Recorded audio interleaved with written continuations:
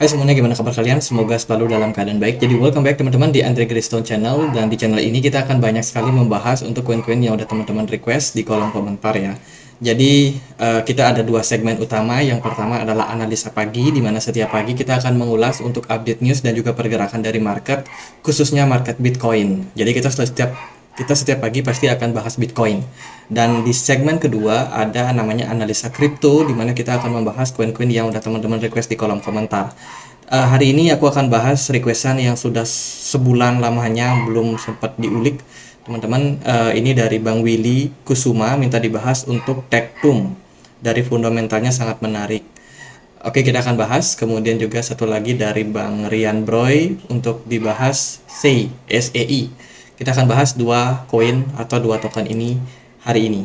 Kita akan mulai dulu dari Tektum. Tektum hari ini diperdagangkan di kisaran level Rp168.000. Marketnya turun 7% di perdagangan hari ini dengan volume perdagangan yang mengalami penurunan. Tektum diluncurkan teman-teman dengan tujuan untuk memberikan efisiensi dan juga kecepatan transaksi yang tinggi. Kalau kita lihat dia katanya bisa memvalidasi transaksi sampai 1 juta transaksi per detik.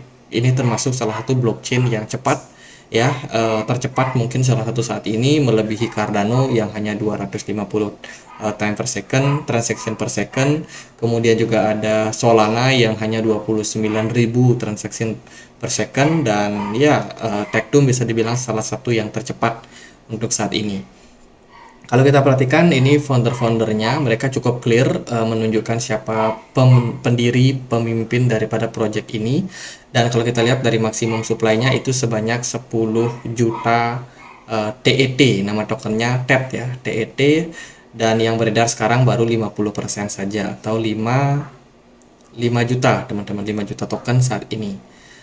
Kalau kita perhatikan dari pasarnya masih sangat kecil, dia ada di Bitget, Maxi, kemudian di Bitmart kayaknya udah delisting ya, udah delisting ya. Itu sih sangat sedikit sekali teman-teman untuk exchange yang bisa memperdagangkan. Dan dengan kapitalisasi pasar yang kurang dari 1 triliun, sebenarnya harga TET ini lumayan bisa volatile kalau ada beberapa pihak yang cukup lihai dalam hal menggerakkan harganya atau melakukan pembelian dengan jumlah besar. Nah, itu bisa menjadi salah satu momentum di mana TET ini bisa aja menguat secara signifikan.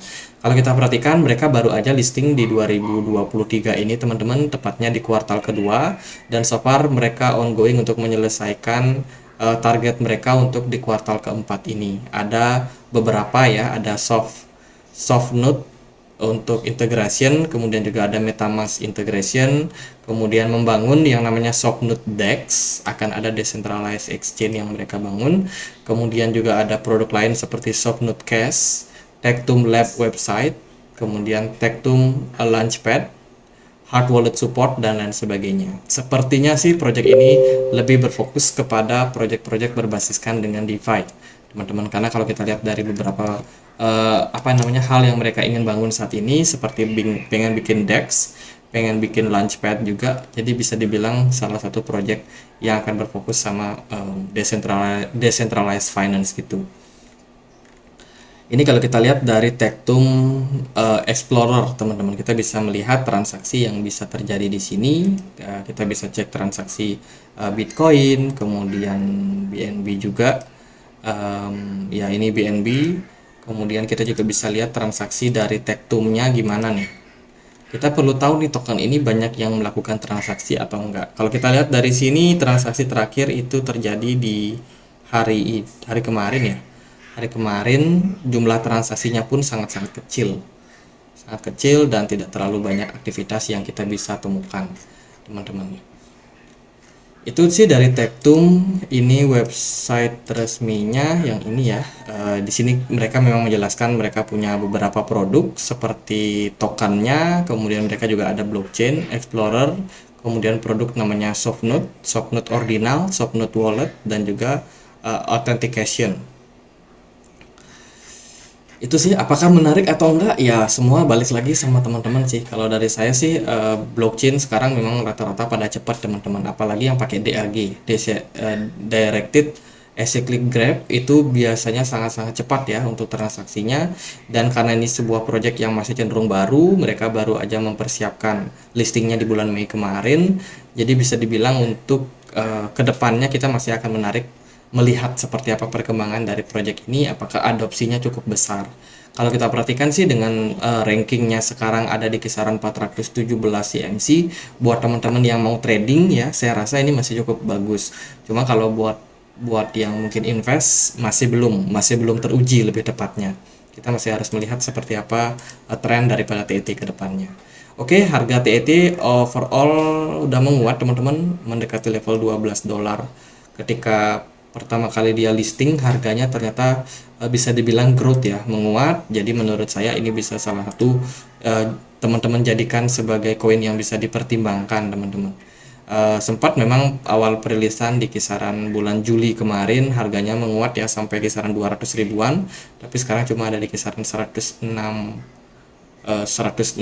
ribuan teman-teman, tapi masih akan ada prospek kedepannya untuk peluang penguatan lanjutan untuk TET. Kalau kita perhatikan juga volume perdagangannya lumayan bagus di Bitget, kemudian ada volume smart money yang cenderung masuk pada bulan November ini. Jadi untuk saya TET masih cukup ideal kalau teman-teman mau trading ataupun spekulasi. Secara pergerakan chart dia masih sangat-sangat menarik. Gitu aja sebagai project baru. Next kita akan bahas yang SEI ya. SEI hari ini diperdagangkan di kisaran Rp2.000 teman-teman. SEI bisa dibilang salah satu koin yang di awal perilisannya lumayan kontroversial. Kita sudah bahas ini di video 2 bulan lalu, katanya koin ini scam katanya, tapi kita udah bahas dan teman-teman boleh cek video yang kemarin ya tentang SEI. Mereka punya kebiasaan yang saya sendiri kurang senang teman-teman, karena mereka senang kali bagi airdrop. Kalau kita lihat dari Twitter, ada beberapa airdrop yang mereka bagikan di sana kepada para komunitas. Mungkin untuk proyek-proyek awal membagikan airdrop kelihatannya bukan hal yang negatif. Tapi kalau untuk jangka panjang, pembagian airdrop bisa menyebabkan inflasi dan juga mengundang banyak airdrop hunter untuk garap project airdrop, tapi bukan sebagai holder projectnya. Jadi itu yang saya kritisi, dan so far sih untuk project SEI ini masih cukup gencar memberikan airdrop, tapi sekarang nominalnya makin lama makin turun. Contohnya ini dia membagikan sekitar 500 SEI sebagai airdrop kalau kita bisa menjawab question yang ada di sini atau menjawab pertanyaan di kolom komentar. Banyak yang tulis nih scam dan lain sebagainya. Jadi ya itu project yang sangat kontroversial. Apakah worth it atau enggak ya semuanya balik lagi ke teman-teman semua. Itu ya projectnya dari SEI sendiri. Memang ketika awal perilisan SEI ini pengen mendapatkan adopsi yang cepat teman-teman. Pengennya dapat user yang cepat, pengguna yang cepat, sehingga ya tentunya mereka bisa jualan di awal, teman-teman jualan token di awal dan menggarap project-project yang mereka bikin. Kalau kita lihat dari beberapa perusahaan yang sudah integrasi sama project ini, mereka udah join sama Multicoin Capital, Coinbase, kemudian Delp Digital, HRT, termasuk ada Layer Zero di belakangnya, terus ada Yield Guild, salah satu perusahaan gaming, StepN, dan yang lainnya teman-teman. Mereka sih menawarkan kemudahan transaksi, kemudian keamanan transaksi, dan juga kecepatan transaksi yang juga cukup mumpuni pada blockchainnya. Bahkan ini mereka mengcompare sama kecepatan dari Solana, Ethereum, dan SEI punya kecepatan sampai 20.000 transaction per second, tapi dia nggak bisa ngalahin Tektum ya. Jadi gitu teman-teman. Untuk supply-nya saat ini kita tidak tahu pasti supply-nya berapa, tapi supply totalnya sudah sebanyak 10 miliar. 10 miliar dengan token yang beredar saat ini itu di kisaran hampir 2 miliar. Jadi istilahnya sekitar 20%, kurang dari 20% ini sudah rilis di market. Untuk pasarnya mereka cukup cepat masuk ke pasar Binance, KuCoin, Coinbase, Kraken, dan kawan-kawan. Kalau dari opini saya sih Coinbase bisa menjadi salah satu acuan. Biasanya Coinbase sangat sulit melisting koin teman-teman. Kalau ada yang di listing berarti itu indikasinya bagus, bukan project scam. Indikasi ya, bukan kepastian. Tapi ya kita nggak tahu pasti apakah ini bakalan lanjut bullish atau gimana teman-teman. Tapi yang pasti kalau dari saya agak kurang seret sama project yang suka membagikan airdrop. Itu sih tegas dari awal. Kalau dari project-project yang mereka bikin, overall mereka cukup aktif dalam hal listing di beberapa koin, melakukan kerjasama seperti dengan Yaka. Kemudian ini juga ada kegiatan-kegiatan lain ya seperti Speech and Time. Ini mereka kayak ada kerjasama gitu sama Fastest Chain teman-teman, yang namanya Space and Time, dan ya projectnya bisa dibilang masih jalan sampai sekarang. Oke, apakah itu menarik buat teman-teman atau tidak? Ya, semua balik lagi ke teman-teman ya. Dari komunitas mereka, mereka udah berusaha semaksimal mungkin. Mari kita lihat untuk pergerakan harganya seperti apa. Overall dari pergerakan dari SEI yang dalam perdagangan Oktober kemarin meningkat secara bertahap dan sudah mencapai kenaikan sekitar 40%.